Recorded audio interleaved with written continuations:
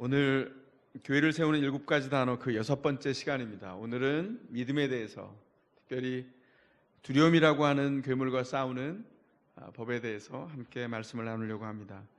인간이 가장 두려움을 느낀다는 높이가 몇 미터인 줄 아세요? 전문가들이시군요. 11미터입니다.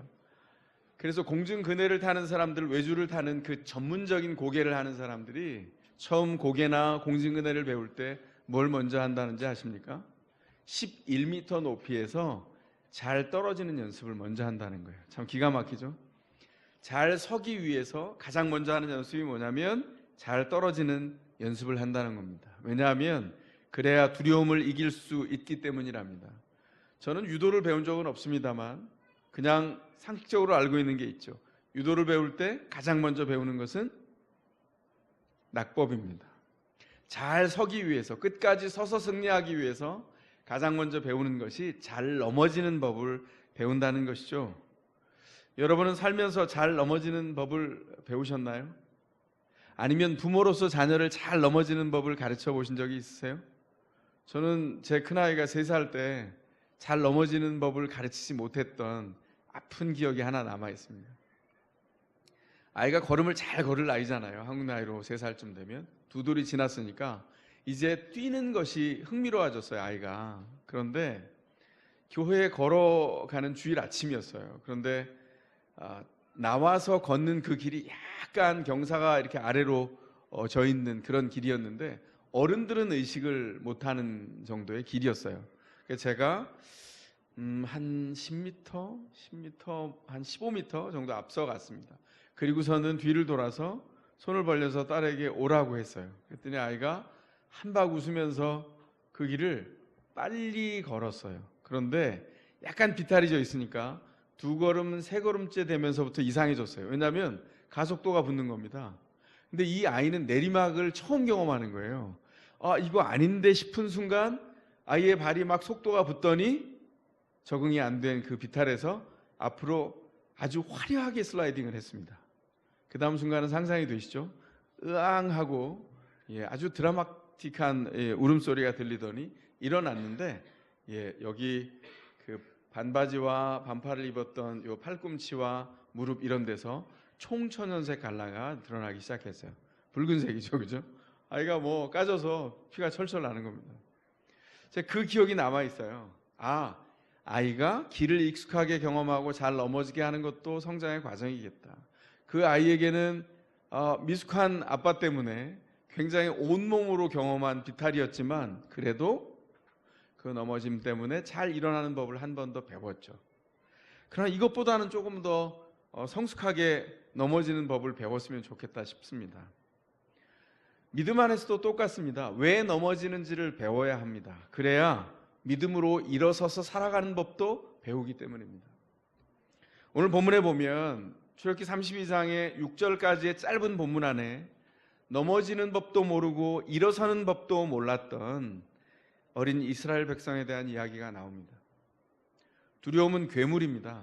왜 두려움이 괴물이냐면 믿는 사람들이 세상 사람보다 더 무력하게 살도록 두려움이 우리를 해체시켜 버리기 때문이에요. 두려움은 믿음을 해체시킵니다. 가공할 힘을 가지고 있어요. 그래서 오늘은 믿음의 반대편에 있는 이 두려움이라고 하는 괴물이 우상 숭배를 만들어내는 이 과정을 통해서 믿음이 어떤 것인지를 한번 찾아가 헤아려 보도록 하겠습니다. 그래서 오늘 이 본문을 통해서 우상 숭배의 속성 3가지, 그리고 우상 숭배에 빠지는 이유 3가지, 요 일들을 헤아려 봄으로써 믿음이 무엇인지를 살펴보고 세워지기를 바랍니다. 첫 번째, 우상 숭배의 속성. 그 첫 번째는요, 우상 숭배의 불행은 두려움에서 시작한다는 것입니다. 1절에 뭐라고 말하죠? 백성이 아론에게 몰려가서 말하였다. 이렇게 시작되고 있습니다. 백성들이 아론에게 몰려가서 말했습니다. 왜요? 모세가 산에서 오랫동안 내려오지 않았기 때문이랍니다. 오늘 전문 용어 쓰겠습니다. 꼴랑 40일입니다. 천년도 아니고요. 그 젊은 사람들이, 이젠 젊은 사람들이 아니군요. 오래전에 불렀던 그런 노래 있잖아요. 1000년 동안 행복했었나요? 제가 노래를 그래도 제법 하는데 제가 우스갯소리로 이렇게 비유를 하려니까, 패러디를 하려니까 이렇게 되네요. 아니, 비유 안에서 오래 기다린 시간을 1000년이라고 말하잖아요. 꼴랑 40일 기다렸다고요. 40일 전에 하나님의 임재 안에서 기쁨을 누렸어요. 그 임재는 한 번도 경험해 보지 못한 기가 막힌 일이었습니다. 그리고 그들이 다 놀랐어요. 백성들을 대표한 장로들이 시내산에 올라가서 하나님 앞에 모세를 통하여 번제를 드리고 화목제의 식사를 함께 나누고, 그거 언제 했죠 우리가? 요 교회를 세우는 7가지 단어 첫 번째 시간에 모든 시작은 밥이었다, 그때 했었잖아요. 기억 안 나시는 분들은 홈페이지에 가서 1편을 한번 들으시기 바랍니다. 그때가 요 시점에서부터 40일 전이에요. 40일 전에 그 기가 막힌 임재를 경험했어요. 장로들이 내려와서 그 감격한 얼굴로 흥분된 목소리로 하나님의 임재는 대단했다, 이렇게 얘기했어요. 그런데 40일이 겨우 지났는데 그들은 새까맣게 까먹었습니다. 그리고 몰려가서 백성들이 아론에게 따지듯이 말했습니다. 시간은요 사실은 굉장히 주관적입니다. 40일, 객관적으로 40일인데 정말 간절히 기다리는 어떤 사람들에게는, 그리고 그가 중심에 무장하지 않고 기다리는 어떤 사람들에게는 40일은 400년처럼 느껴질지도 모르겠습니다. 예를 들자면 이런 거죠. 휴가를 기준으로 한번 얘기하자면, 휴가를 기다리는 사람은요 시간이 굉장히 더디 가죠. 아, 왜 이렇게 안 오지? 아직도 일주일이나 남았네 휴가가, 이렇게 생각할 거고요. 막상 이제 휴가를 간 사람들은 눈 깜빡하고 떴는데 휴가 마지막 날이에요. 아, 벌써 돌아가네, 이럴지 모르겠습니다. 물론 그것도 가족들이 가서 잘 지냈냐 아니냐에 따라서 물론 시간은 굉장히 주관적이죠. 아니, 휴가를 왔는데 이 왼수 같은 가족들이 이렇게 험하게 지내고 와? 이럴 수도 있겠죠. 시간은 굉장히 주관적으로 흘러가는 건 사실입니다. 중요한 건 뭐죠? 기다림이 절박할수록 기다리는 시간만큼 두려움이 커져간다는 거예요. 이 백성들이 그랬다는 겁니다. 하나님이 거기 계시지 않아요. 모세의 얼굴이 보이지 않습니다. 그리고 나서는 패닉이 오기 시작한 거예요. 신자 존재의 가장 중요한 딜레마가 뭘까요? 하나님이 계시지 않는다는 거예요. 요즘 이번 여름에 유행하는 영상이 있어요. 인터넷 올라가면 참 뉴스 가려읽기 어렵습니다. 돈 내고 신문을 다시 봐야 되나 싶을 만큼 뉴스가 연예 뉴스로 도배돼 있고, 아니면 웃기는 얘기로 돼 있는데, 웃기는 얘기 중에 그나마 나은 게 이런 게 있더라고요. 강아지 앞에 이렇게 커튼을 이렇게 올렸다가 강아지가 보고 있는 상태에서 주인이 이거를 던져버리고 벽 쪽으로 사라져버리는 거예요. 그럼 강아지가 주인이 있었는데 없어진 걸 보고 너무 당황하는, 이런 종류가 한 10종류가 있는 것 같아요. 제가 확인한 바로는. 강아지를 키우는 사람들이 요 표정들이 너무 재밌어서 그런 영상을 올려놓는 거죠. 그러면서 이런 생각을 했어요. 우리가 강아지랑 비슷하네. 눈에 보이지 않으면 주인이 어디 갔지? 이러는 강아지와 똑같이 하나님이 어디 계시지? 이런 생각을 두려움 가운데 한다는 거예요. 신자 존재의 딜레마입니다. 사람들은 진공에 살지 않아요. 사람들은 요 논리대로 하면 두 부류의 사람만 있습니다. 그게 뭘까요? 하나님의 임재 통해서 사는 사람, 하나님 없이 사는 사람. 그런데 이 사람들은 하나님과 살지 않으면 뭔가 허전하다는 것은 알았어요. 근데 하나님이 어떤 방식으로 임재하는지는 전혀 깨닫지 못했죠. 그래서 모세가 40일 동안 내려오지 않으니까 그 공격해온, 습격해온 그 두려움 때문에 몽땅 아론에게로 몰려간 것입니다. 이 사람들은 시내산을 향했던, 40일 동안 향했던 그 시선을 거두었습니다. 뭘 주목했죠? 자신에게 있는 두려움을 주목했어요. 그 두려움을 스스로 판단하고 해결하려고 했다는 겁니다. 여기서부터 불행이 시작되죠. 하나님의 임재가 아니면 하나님의 안 계심, 그 부재 속에서 사는데 그들은 불안을 끊임없이 증폭시켰습니다. 근데 두려움이 이상한 속성이 있어요. 그게 뭘까요? 두려움은 두려움에 집중할수록, 스스로 판단할수록 스스로 해결할 수 있는 게 아니라 두려움이 점점점 커져가는 것입니다. 비극이 늘 이렇게 시작해요. 이 사람들의 이 두려움이 전염이라도 됐을까요? 거기 분명히 모세가 없는 동안에 아론이 지도자였는데 아론 또한 백성들과 똑같이 흔들리고 동요했습니다. 그래서 이렇게 몰려가서 사람들이 요구했을 때 뭐라고 말합니까? 신상을 만들기 위해서 필요한 것들을 모아와라. 귀에 붙어있는 금붙이들을 모아오라고 하죠. 사람들이 금붙이와 장신구를 다 가지고 옵니다. 마치 금붙이를 모아오면 모든 것이 해결될 것처럼, 그리고 구원이 오직 그 방법 하나에만 있는 것처럼 사람들이 열심을 내서 그 일에 집중합니다. 어떻게 됐죠? 마침내 아론 앞에 모여진 금붙이를 가지고 금송아지를 만듭니다. 오늘 본문이 이 대목을 자세하게 기록하고 있어요. 오늘 본문 4절입니다. 뭐라고 말씀합니까? 아론이 그들에게서 그것들을 받아 녹여서 그 녹인 금을 거푸집에 부어 송아지상을 만드니, 이렇게 말합니다. 송아지상을, 거푸집을 만들어서 그 송아지상을 만들기 위한 정교한 집을 만들어서, 그럼 누가 필요합니까? 장인이 필요하죠. 만들어서 그 안에 금을 부어서 신상을 만들어냈어요. 참 기가 막힌 건 오늘 본문 안에 있는 짧은 본문에 아론의 태도가 굉장히 대조적으로 나오는 장면이 있어요. 뭐죠? 모세가 40일 가까이 될 동안 하나님 앞에 그 율법을 받고 선물로 받고 이제 내려오기 직전인데 하나님이 갑자기 이렇게 말씀합니다. 모세야, 그만 이제 내려가 봐라. 밑이 난리가 났다. 저 아래가, 산 아래에 난리가 났다. 그리고 아래로 급히 내려와 보니까 밑에 노랫소리와 춤추는 소리, 난리가 났어요. 그리고 모세가 내려와서 돌판을 깨죠. 그리고 모세를 통해서 이 백성을 징계하는 과정이 이루어집니다. 그때 아론이 모세 앞에 나와서 한 변명이 있어요. 그게 어디 있냐면 32장 24절에 나와요. 거기서 아론이 이렇게 말합니다. 사람들이 금붙이를 가져왔기 때문에 내가 마지못해 그것을 불에 넣었더니 이 수송아지가 생겨났습니다. 기가 막히지 않습니까? 현실 언어로 하면 이런 거예요. 아니, 사람들이 금붙이를 가져오더라고요. 그래서 이걸 불에 넣었더니 펑 하고 툭 튀어나왔어요. 뭐가요? 금송아지가요. 이렇게 말하고 있어요. 너무나 비겁하고 초라한 변명입니다. 아론이 이런 사람입니까? 아론이 이런 사람 아니에요. 그런데 두려움이라고 하는 괴물이 이 믿음의 사람을 이렇게 초라한 사람으로 만들어 놓았다고요. 두려움이 얼마나 파괴적인지 알겠죠. 이 두려움을 무엇으로 몰아낼 수 있어요? 이 두려움을 몰아낼 수 있는 유일한 방어 수단이 있는데 그것은 바로 믿음입니다. 하나님을 의뢰하는 것입니다.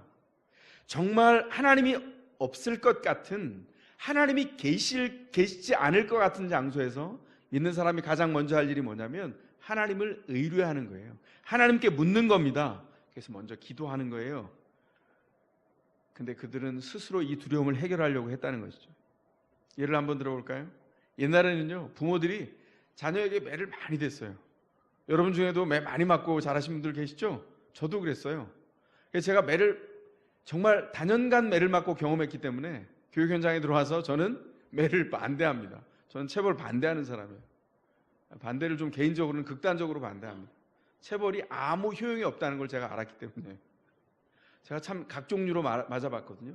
머리부터 머리 무릎 발, 머리 무릎 발, 어깨 무릎 이렇게 다 맞아봤어요. 그랬더니 이것은 제가 느끼기에 매는 하나의 언어예요. 그런데 아주 고약한 언어입니다. 좋지 않은 언어예요. 물론 가끔 이 언어가 필요한 사람들이 극단적으로 있을 수 있어요. 수년 전인데 이제 졸업해서 이제 하여간 잘 성장해 있는 아이가 중학교 때 아주 큰 실수를 했어요. 근데 그것은 부모님과 저, 담당한 선생님 한 분, 그리고 본인 이렇게만 알아요. 다 지나갔습니다. 그런데 그때는 정말 너무 놀랐어요. 잘 크고 있던 아이였거든요. 이 일 때문에 부모님이 교장실에 왔습니다. 제가 앞에 이렇게 마주하고 앉았는데 두 분이 저하고 무슨 얘기를 했을까요? 한마디 했어요. 죄송합니다. 이러고 두 분이 눈물을 막 콸콸 쏟는 거예요. 저는 뭐라고 응답했을까요? 그냥 같이 울었어요. 눈물의 교동문이라고 할까요? 서로 울었습니다. 그리고는 눈물을 그친 다음에 얼마나 힘드셨어요. 뭐 그런 대화를 했어요. 눈물을 그친 다음에 아버님이 이렇게 말씀하셨어요. 교장쌤, 저에게 허락해 주십시오. 제가 반대하는 거 알고 있습니다. 제가 학부모 교육 때 몇 번 얘기했거든요. 그런데 오늘 제가 아이에게 매를 드려야 되겠습니다. 그래서 제가 그랬어요. 그 마음이 뭔지 알겠더라고요. 그래서 기도하고 매를 대시고 흥분이 아니라 아이를 교정하기 위해서 되십시오. 기도하고 하십시오. 몇 번이나 말씀드렸어요. 그리고 시간이 지난 다음에 그 다음 주에 아이가 제 방으로 왔습니다. 아이가 잘못한 것을 분명히 깨닫고, 그리고는 이제 부모님과의 관계 안에서 아빠가 눈물로 매를 때리셨대요. 그리고 매를 때린 다음에 부둥켜 안고 울었다고 하더라고요. 그 훈훈한 소식을 듣고, 그리고 이제 아이를 일주일 후에 맞이했는데, 얘 방으로 들어와서 어떻게 했을까요? 앉자마자 잘못했습니다. 그리고 수도꼭지가 터져버렸어요. 그럼 저는 어떻게 했을까요? 같이 울었습니다. 그래, 2번 다시 실수하지 말자. 그 성경에 나와 있는, 그 요한복음 7장에 나와 있는 예수님의 방법이잖아요. 그리고 2번 다시 이 아이가 그런 실수를 하지 않았어요. 잘 컸습니다. 매를 얘기하다가 엉뚱한 데로 갔네요. 다시 한번 올까요? 제가 어렸을 때는 체벌이 많았어요. 요즘은 체벌은 이런 은혜가 있는 드라마틱한 순간 아니면, 요즘은 사실은 저는 반대합니다. 근데 어쨌든 제가 잘할 때는 체벌이 너무 많았습니다. 2종류의 체벌이 있죠. 하나는 뭐죠? 잘못했을 때 부모가 매를 들면 자녀가 2 반응을 보이는데, 그 대표적인 반응이 무릎을 꿇고 싹싹 빌면서 잘못을 인정하는 그런 아이가 있어요. 그런데 또 하나의 부류가 있습니다. 뭘까요? 인누무 뭐 이렇게 하면, 인누무 이러면 아이가 빛의 속도로 사라져버려요. 도망을 가서, 그 동네도 조그만데 도망을 가서 돌아오지 않습니다. 해질녘까지. 그리고 엄마가 다 화가 풀어졌나 이렇게 보고 저녁에 들어오죠. 이게 2 유형이에요. 그런데 제가 어렸을 때 보았던 제3의 유형이 있어요. 제 사촌 동생인데요, 저 1살밖에 차이가 나지 않는. 고모님이 원칙이 분명해서 너 이놈 이렇게 하면 보통은 싹싹 빌거나 도망을 갔어요. 사촌 큰형님은 도망가는 후자에 속했습니다. 항상 도망갔어요, 빛의 속도로. 그런데 제3의 유형을 제 사촌 동생이 보여줬는데, 이 친구는요, 이놈 하면 엄마의 치맛자락을 붙들고 품을 파고들면서, 그리고 쉬지 않고 말합니다. 그리고 매를 맞아요. 그래서 제가 어렸을 때 이 광경을 보면서도 너무 희한했어요. 아, 이거 뭐지? 참 희한한 건, 시간이 한참 지난 다음에도 문득 그 장면이 떠오릅니다.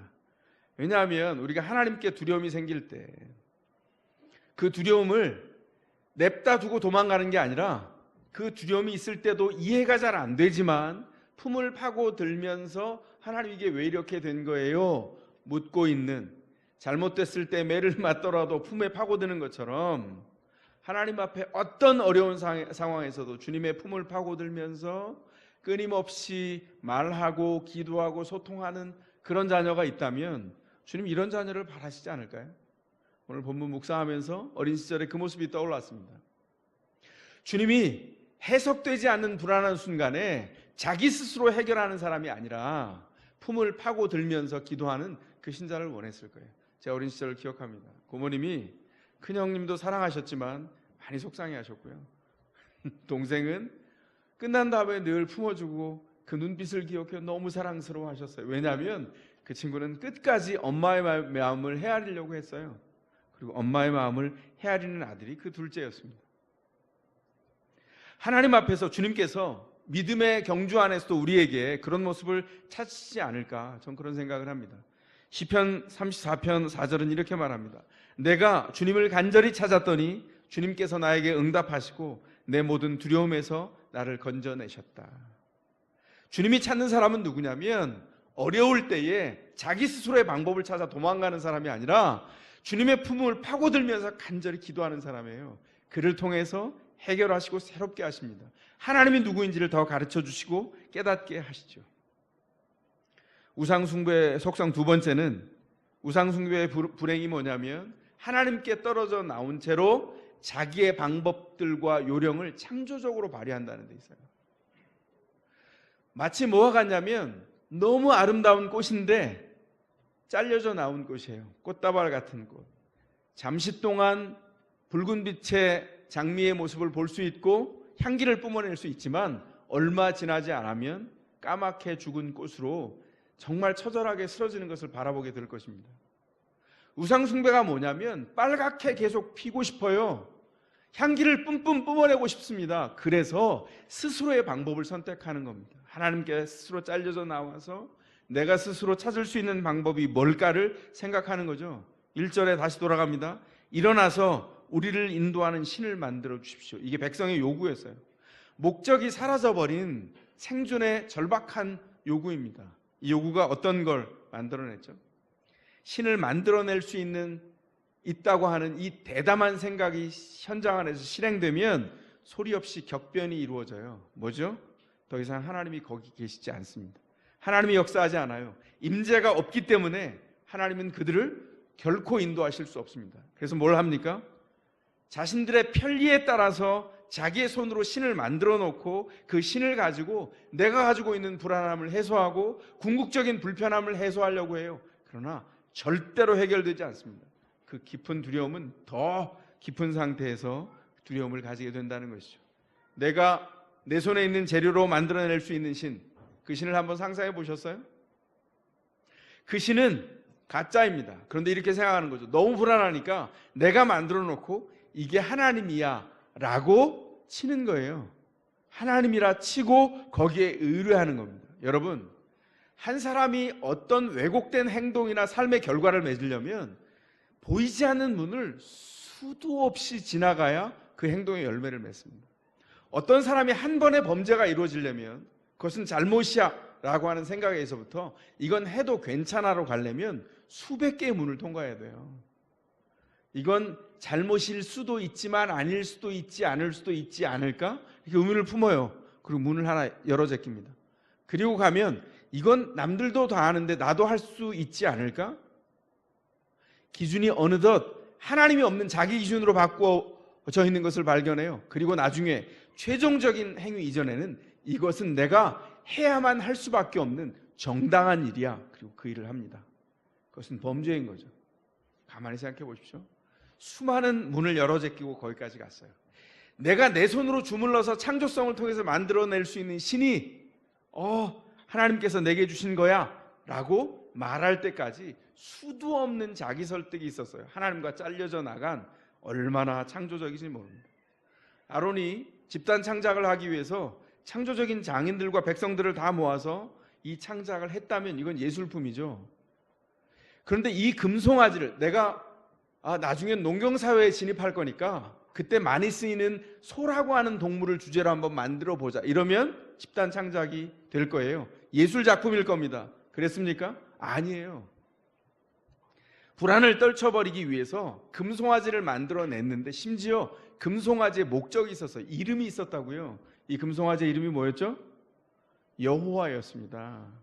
오늘 본문 안에 보면 이 금송아지는 여호와 하나님이었어요. 우리를 이끌어낸 애굽에서 우리를 구원한 여호와 하나님이 바로 이 금송아지다.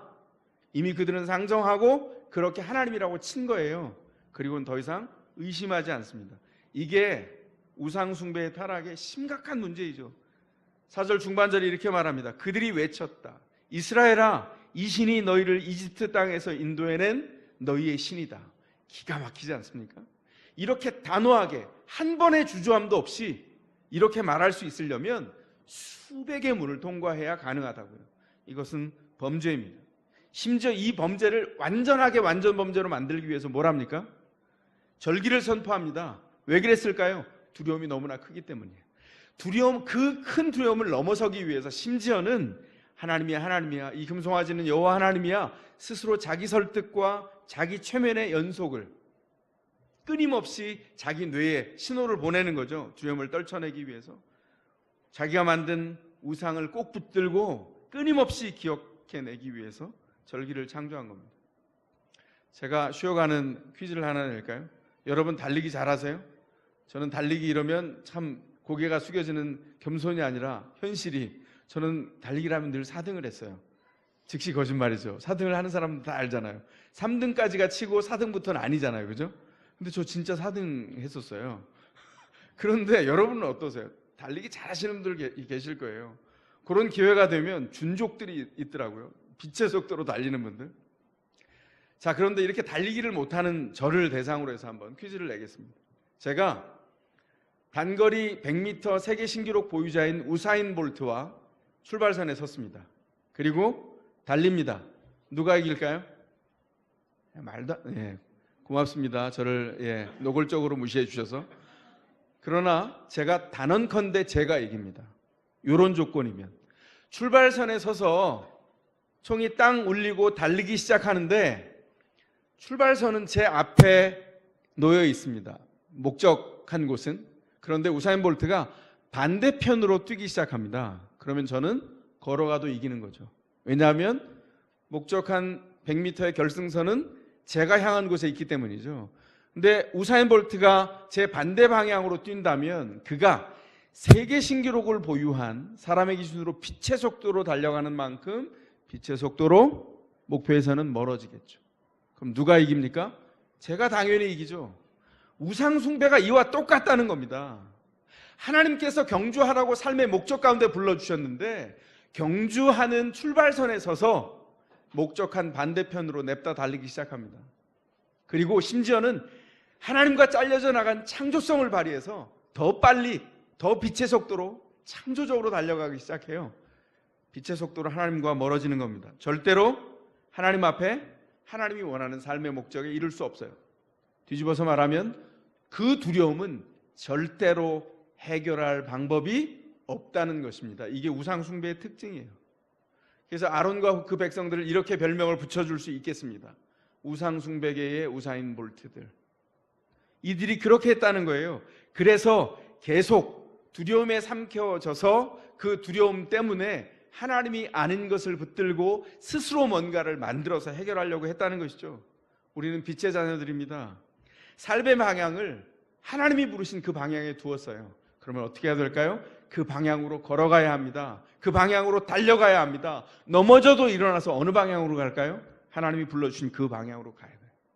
천천히 가도 괜찮습니다. 무슨 번쩍이는 아이디어를 가지고 창조성을 발휘하지 않아도 괜찮아요. 하지만 기억할 게 있어요. 뭘까요? 포기하지 않고 다른 방향으로 달려가지 않고 누가 뭐래도 하나님의 뜻대로 그 방향으로 가는 것입니다. 그걸 뭐라고 하죠? 성경에서 다른 말로 순종이라고 합니다. 하나님이 명령하신 그 장면을 향하여서 하나님이 기다리면 오게 하시겠지. 그리고 기다리는 거예요. 어둠 가운데서 3살짜리 아이를 이렇게 높은 곳에 올려놓고 자, 아빠가 손 벌릴 테니까 뛰어봐. 이러면 아이가 뛰기도 하고 못 뛰기도 하죠. 근데 아이가 한번 훅 뛰었어요. 조금 더 멀어집니다. 손을 내밀어요. 훅 뜁니다. 한 번 더 멀어지면 아이의 상식에서 벗어났어요. 저 정도는 우리 아빠가 감당이 안 될 텐데. 그런데 이리 와. 아이가 훅 뛰었어요. 너 겁나지 않았어?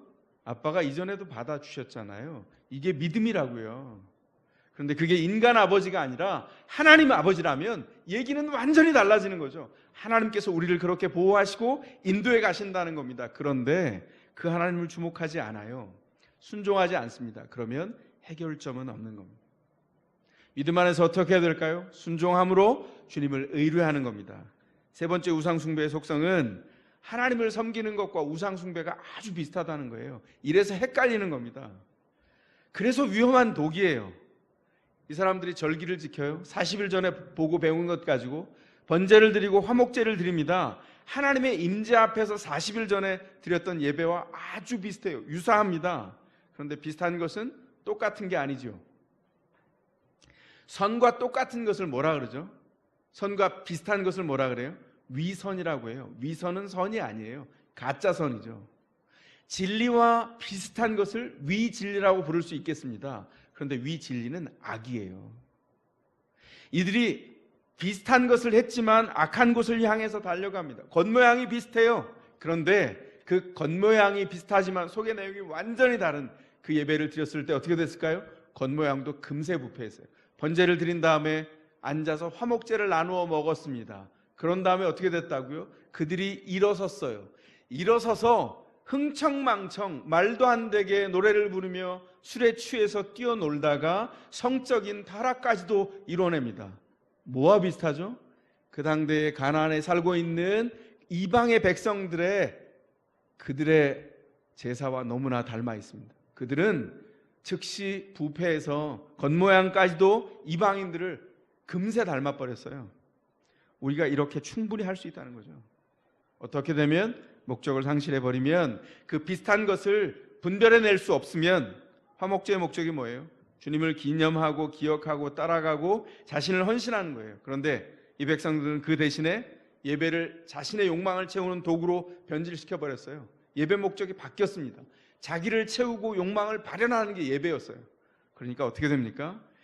그 축제를 할 때 흥청망청할 때는 잠시 기뻐요. 그런데 그것을 떠나면 바로 더 큰 두려움 가운데 사로잡힙니다. 바른 신앙을 다 버리게 되는 거죠. 이게 껍데기를 의존하는 종교의 결과입니다. 스스로 만들어낸 종교는 두려움을 결코 해결하지 못합니다. 하나님이 이것을 기뻐하셨을까요? 말도 안 되는 질문이죠. 절대 아니죠. 이 백성이 기회만 있으면 크게 흔들리고 자기 마음대로 생각하고 자기 마음대로 시험 들고 자기 마음대로 하나님을 해석하려 들었어요. 하나님은 그런 사람들에게 염증이 났습니다. 이 본문에 보면 사람들이 하나님을 섬긴다고 착각했던 그 모습은 우상숭배였던 것이죠. 어쩌다가 이 사람들이 이런 우상숭배에 빠졌을까요? 이 우상숭배에 빠지게 된 세 가지 이유가 있습니다. 첫 번째로 우상숭배의 범죄에 빠지게 되는 이유는 사람들이 하나님의 시간을 기다리지 못한다는 거예요. 하나님의 시간은 어떤 걸까요? 믿음 안에 들어오면 우리는 하나님의 시간 안에 들어오는 거예요. 우리가 생각했던 것보다 하나님의 시간은 더 더디게 갈 수도 있고 더 빠르게 갈 수도 있습니다. 그러나 우리가 간절히 기다리는 것은 더 더디게 가게 마련이죠. 그래서 어떻게 하죠? 하나님의 시간을 기다림을 통하여서 연단케 하시고 우리를 훈련하여서 하나님 앞에 정금 같은 믿음으로 우리를 세워가시죠. 그런데 우리 현장은 어떨까요? 우린 뭐라도 해야 돼요. 손을 움직이지 않고 가만히 있으면, 일을 하지 않으면 불안합니다. 뭔가 우리 손으로 뭔가를 해야 돼요. 그래서 조용한 것을 견디지 못하죠. 가만히 있는 것을 배우지 못합니다. 그래서 믿음은 일상을 살아가는 것과 별개라고 생각해요. 주일날 들어와서 예배를 드리는 건 신앙인데 주중에 현장에 사는 것은 믿음과 아무 상관이 없다고 생각해요. 그러면 우상숭배에 쉽게 빠지는 겁니다. 믿음은 목적이 있는 일상의 누적입니다. 따라해 보십시오. 믿음은 목적이 있는 일상의 누적이다. 믿음은 철저히 목적이 있는 일상의 누적입니다. 제가 오랫동안 성경을 묵상하면서 제가 가진 결론이에요. 일상의 현장에서 하나님의 목적대로 그 보이지 않는 소소한 순간들이 채워지지 않는다면 그는 하나님의 사람으로 결코 설 수 없어요. 끊임없이 불안해하고 시험에 들 겁니다. 하나님이 그래서 어떻게 하셨다고요? 우리를 그 임재 안에 살도록 불러주셨어요. 일상의 현장을 통해서 하나님의 능력을 드러내도록. 그러나 일상의 현장에 하나님이 계시지 않는다면 쉽게 우상숭배에 빠지게 되는 것이죠. 그러므로 권면합니다. 믿음으로 일상을 사십시오. 믿음으로 성도들과 인사하십시오. 믿음으로 이웃들과 인사하세요. 믿음으로 진득하게 앉아 계십시오. 믿음으로 들으세요. 자녀의 목소리를, 남편과 아내, 배우자의 목소리를, 이웃들의 목소리를, 그리고 믿음으로 말하세요. 자녀들에게 권면하려면 기도하고 믿음으로 말해야 합니다. 믿음이 일상을 지배합니다. 믿음으로 성실한 습관을 만들어 가시기 바랍니다. 믿음으로 진득하게 앉아있는 훈련이 필요합니다. 우리 다음 세대 자녀들의 심각한 문제가 뭔지 아세요? 진득하게 앉아있는 걸 못해요. 왜냐하면 훈련을 안 받았기 때문입니다. 식탁에서 밥을 먹을 때 진득하게 앉아서 먹을 수 있도록 밥상 교육이 너무 중요하죠. 밥상머리 교육 하셔야 됩니다. 여러분, 중요한 건 자녀를 정말 사랑하잖아요. 사랑한다 말해야 돼요. 근데 그 사랑 안에는 정말 텐더러브가 있어요. 부드러운 사랑, 우리가 알고 있는. 그러나 그 사랑 안에 또 한편에는 터프러브가 있습니다. 아이가 이 부분을 분명하게 지켜야 설 수 있다는 것을 가르쳐줘야 돼요. 그거 언제 합니까? 연령별로 다 달라요. 그 일을 누가 하죠? 부모님이 하셔야 돼요. 그리고 공동체가 함께 감당해야 됩니다. 그런데 부모가 그 의식을 가지고 감당하지 않으면 공동체가 감당할 수 없지요. 믿음은 일상 안에서 자라는 겁니다. 그러지 않으면 어떤 우상숭배를 하냐면 애들을 데리고 도박을 해요. 예를 들어 볼까요? 아이가 고등학교 1학년인데 오래전 일입니다. 부모가, 어머니가 기도의 응답을 받으셨대요. 이 아이는 의대에 갈 것으로 하나님이 응답해 주셨대요. 애가 문과예요. 심지어는 그 관심도 없어요. 3년을 내리 그러셔서 제가 기도하다가 이거는 아닙니다 이렇게 2번 정도를 말씀드렸어요. 워낙 강하게 그러셨는데 세월이 지났습니다. 아이가 굉장히 많이 고생을 했고요. 진로를 찾는데 부모님과의 관계가 다 깨졌어요. 왜 그렇게 됐다고요?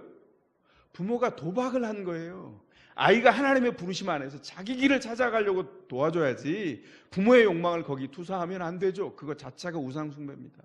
우상숭배는 여기 우리가 비난할 만한 출애굽기 32장에만 나와 있는 게 아니라 2018년 이 무더운 여름을 사는 우리의 삶의 현장에 고스란히 있어요. 뭘 해야 될까요? 하나님을 의뢰하고 우리가 가지고 있는 하나님의 시간을 기다리지 못하는 우리의 진득하지 못한 우리의 서두르는 이 품성을 내려놓고 주님 앞에 훈련돼야 됩니다. 믿음으로 고요하십시오. 그래야 우리의 내면에 깃드는 하나님의 세미한 음성을 들을 수 있어요. 그 음성을 듣고 쫓아가야 우리 삶이 세워집니다. 우상숭배 범죄에 빠지는 두 번째 이유는 사람들이 보이는 것을 의지하려고 하기 때문입니다. 히브리서 11장 1절이 뭐라고 말하죠? 믿음은 바라는 것들의 실상이요 보지 못하는 것들의 증거라고 말합니다. 그런데 아론의 우상 종교는 보지 못하는 것들은 없는 거라고 단정해버려요. 안 봤어? 눈에 보이지 않아? 그건 없는 거야. 그래서 두려워하는 겁니다. 없기 때문에 만들려고 하는 거예요. 그게 우상숭배에 빠지게 하는 이유입니다. 기다리지 못합니다. 그런데 사실 한번 생각해 보세요. 우리가 누군가의 기다림을 통해서 성장하지 않았습니까? 예를 들면 아이가 자랄 때 건강한 부모는 어떡하죠? 아이가 배변 활동을 할 때 자유를 줘요. 기저귀를 늦게까지 차도 괜찮다. 그런데 3살이 됐는데도 못 가려요. 아니 이놈 막 이러면서 아니 너는 여기다가 배변을 하랬더니 그럼 어떻게 되죠? 아이가 당황해서 더 오랫동안 배변을 못한다고 하잖아요. 뭘 합니까? 건강한 부모는 느긋하게 기다리죠. 어떻게 해요? 아이가 그냥 3살이 되어서도 좀 늦는다고 해도 괜찮아. 그럴 수 있어. 그리고 그 향기롭대요. 심지어는 그죠? 똥냄새를 기저를 갈면서 빛깔이 이건 예술이다 이러면서 기다리잖아요. 이유가 뭐예요? 뭘 알기 때문이죠? 언젠가 이 아이가 성장할 것을 믿기 때문이죠. 그걸 알아요. 봤어요? 못 봤잖아요. 뭘 믿는 거예요? 부모가 이 아이의 성장에 대한 미리 앞서간 기대가 있기 때문에 그게 건강한 부모예요. 그 시간들을 지켜가서 우리가 다 컸어요. 우리 모두가 다 편차가 있지만 다 그렇게 컸습니다. 누군가가 기다려서 컸어요. 왜 그렇게 했어요? 사랑하기 때문에. 근데 여러분 기억하셔야 됩니다. 하나님도 눈에 보이지 않으세요? 하나님은 영이십니다. 우리와 속성이 다르기 때문에 다르게 활동하세요. 뭘 해야 되죠? 그 하나님의 시간을 기다리고 하나님의 속성, 보이지 않는 하나님의 속성을 기다리며 하나님을 헤아려야 합니다. 하나님이 우리를 기다리라고 하셨기에 거기서 기다리는 거예요. 주님을 따라가려면 어떻게 해야 되죠? 하나님을 따라가는 방법으로 하나님의 방법대로 의지해야 돼요. 그럼 거기 기쁨이 고여있는 것을 발견합니다. 하나님의 방법대로 기다리고 눈에 보이지 않는 하나님을 바라보는 것, 그걸 뭐라 그런다고요? 믿음이라고 한다고요. 그 믿음으로 서야 합니다. 믿음은 뭘 하죠? 안 보일 때 기도합니다. 하나님이 채워주시도록. 안 보일 때 주님을 더 닮아갈 열망으로 기도를 시작하고요. 현재에 머무르지 않고 자신의 부족한 점을 부단히 바꿔가려고 노력해요. 그리고 내가 오랫동안 가지고 있는 습관인데 하나님의 말씀에 비추어 보아 낡았다고 생각되면 과감히 버리는 것을 하죠. 무엇이 그렇게 한다고요? 믿음이 그렇게 한다고요? 성경은 이것을 뭐라고 말하냐면 믿음이 있는 사람들의 삶의 습관, 다른 말로 경건이라고 합니다. 하나님께서 우리를 그렇게 부르셨어요. 우상숭배 범죄에 빠지는 세 번째 이유는 사람들이 자기 희생을 싫어해요.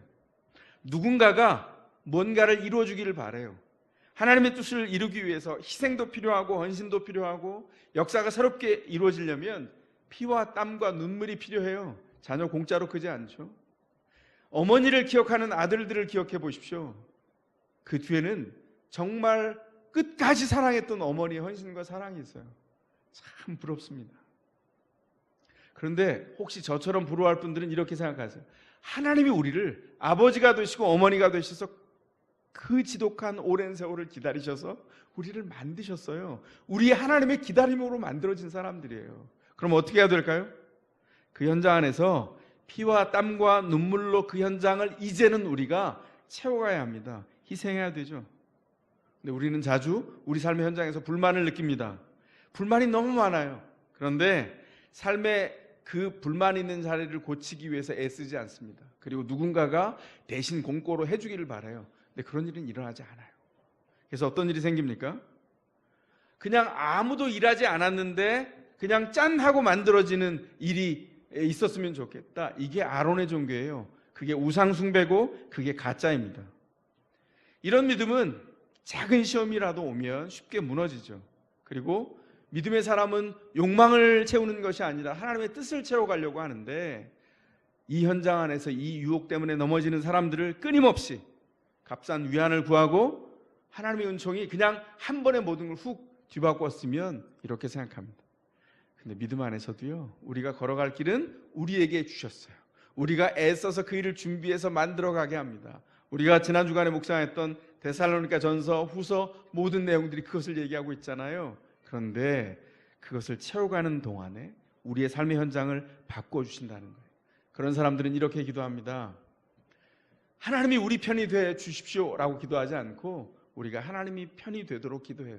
링컨이 전쟁터에서 했던 기도 아닙니까? 장군이 와서 얘기했어요. 대통령님, 하나님이 우리 편이 되게 해달라고 기도해 주십시오. 그랬을 때 대통령이 즉시 교정했습니다. 자네 그렇게 기도하면 기도가 아니네. 우리가 하나님이 편이 되게 해달라고 하는 것이 기도지. 우리가 하나님의 편이 되는 것, 우상을 내려놓고 믿음 가운데 하나님이 불러주신 그 현장을 따라가는 것, 그게 우리에게 주신 몫이고 부르심입니다.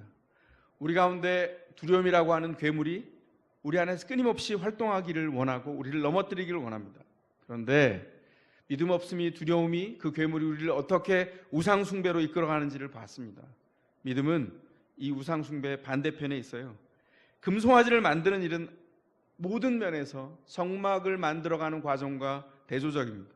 성막은 어땠죠? 어떻게 만들어졌어요? 하나님이 주도해서 만들어졌습니다. 우상 숭배는, 금송아지는 사람들이 주도해서 만들었습니다. 성막은 사람들이 자원하는 예물로 채워졌어요. 사람들이 요구하지도 않았는데 모든 것을 마음을 다해서 가져와서 자원했습니다. 금송아지는 어떻게 만들어졌죠? 아론의 명령을 통해서 그 명령에 수동적으로 사람들이 가지고 왔습니다. 믿음은 기쁘게 자원하는 것을 원하죠. 성막은 힘겨운 진행이 있었어요. 그리고 준비된 계획이 뒤따랐습니다. 금송아지는 아무런 계획도 없이 그냥 진행됐어요. 믿음은 하나님의 뜻을 헤아리는 결단을 동반합니다. 그 현장 안에서 어떻게 주님께서 하시는지를 보는 것이죠. 성막은 오랜 기간 동안 목적을 가지고 순종하는 과정을 통해서 사람들을 훈련시키면서 오랜 건축의 기간이 필요했어요. 그런데 금송아지는 어땠죠? 빠르게 만들어졌습니다. 급조되었어요. 믿음은 아까 말씀드린 대로 인내를 동반합니다. 오랜 시간이 필요한 이유는 연단되어야 정금 같은 믿음으로 서기 때문이죠. 그래서 신자가 그냥 만들어지지 않고 훈련받는 거예요. 성막은 하나님의 거룩하심을 강조해요. 그런데 금송아지는 즉각적으로 사용할 수 있다는 효용을 강조해요. 내가 즉각적으로 사용해서 바꿔낼 수 있다고 말합니다. 믿음은 하나님의 거룩하심을 열망해요. 내 현장에 돈이 주어지고 직업이 생기고 내가 원하는 것들을 즉시 땀빡땀빡 이루어주는 분이 하나님이 아니라 나를 이 모든 과정을 통해서 하나님의 거룩하심이 어떻게 역사하는지를 헤아려보게 한다는 겁니다. 여러분, 병 낫기를 소망하죠? 소망해야 되고 우리가 함께 기도해야 됩니다. 근데 병이 낫는데 죽어요. 근데 왜 병 낫기를 위해서 기도해야 되죠? 왜냐하면 살아계신 하나님이 이 짧은 수의 100년을 누리는 동안에 우리를 살아 역사하셔서 세우셔서 영원을 준비해가는 과정 가운데 우리를 서게 하시기 위한 거예요. 뭘 해야 될까요? 그 목적이 완전히 달라집니다. 우리가 기도하는 목적은 병 낫기를 위해서 기도할 때도 병 낫기가 아니라 하나님의 영원과 거룩을 사목해 하시는 거죠. 우상 숭배와 참 종교의 갈림길입니다. 하나님께서 우리를 기독해 하셨어요. 하나님을 만나게 하셨습니다. 성막은 눈에 보이지 않는 하나님을 강조합니다. 그 하나님을 섬기라고 합니다. 헤아려보라고 합니다. 금송아지는 눈에 보이는 것이 다라고 말하죠. 여러분은 믿음 안에 서 있습니다.